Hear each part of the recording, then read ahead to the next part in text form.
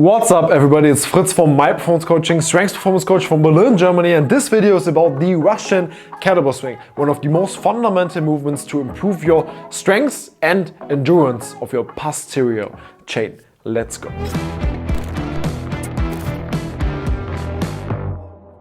Welcome back to another video on my YouTube channel. It's Fritz from My Performance Coaching, Strength Performance Coach from Berlin, Germany, and this video of the Technique Tuesday, where we go over exercises, movements to incorporate in your training and giving you the perspective how to incorporate and what to look for when training those exercises, so what to improve in your training. And today we're going to talk about the Russian Kettlebell Swing. But before we do so, if you are the first time watching on my channel and you're interested in improving your strengths and performance for Olympic weightlifting, CrossFit or your field sports, then you might consider hitting that subscribe button down below to support my channel and to always get notified whenever I put up a new video by hitting the little notification bell down below. And if you like the videos, please give it a thumbs up because that helps a whole lot. And let's get into the Russian Kettlebell Swing. The Russian Kettlebell Swing is the kettlebell basic movement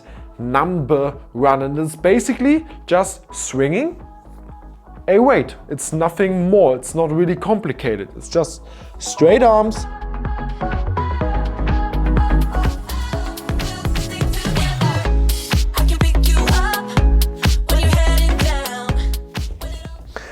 Basically holding the grip, bending over, extending the hip and bringing the kettlebell dynamic in front. That's all it basically is. It's one of the most fundamental movements with the kettlebell, but one of the best movements with the kettlebell to get volume and load into your hip extension. So it's one of the best movements to improve your backside's resilience and the ability to resist against load and the ability to put out force in hip extension in higher frequency. That is especially important for the sports of CrossFit and Olympic weightlifting, where the hip and knee extension is the driving force, the key performance indicator number one.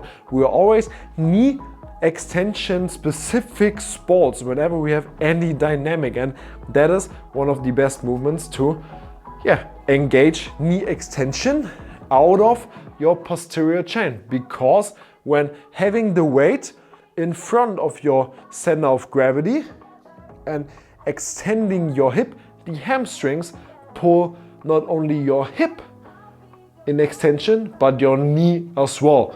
That's called Lombard's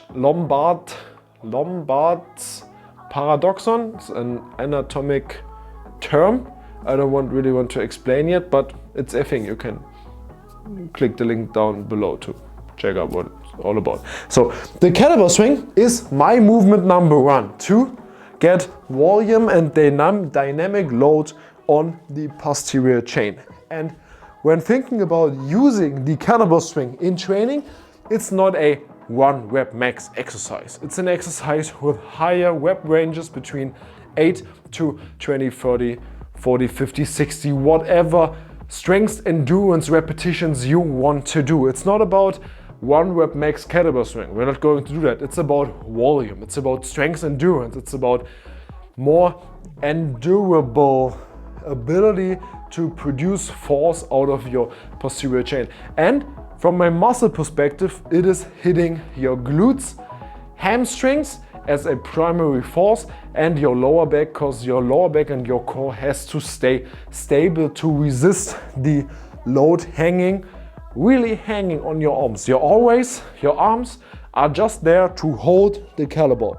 They are kind of relaxed, usually straight, just there to hold the kettlebell in space. You're not going to do that. It's not a swing bicep curl. It's just a swing. And you're not doing it from the arms. And you're not squatting. It's not a squat, it's just swing. So the key performance indicators are hip flexion, hip extension, hip flexion, hip extension. There's no squat. No ever. Whenever you see someone doing that squat swing, whip him the kettlebell out of his hands and explain him that it's just hip flexion, hip extension, hip flexion, hip extension. That's all you need to know. That's basically everything.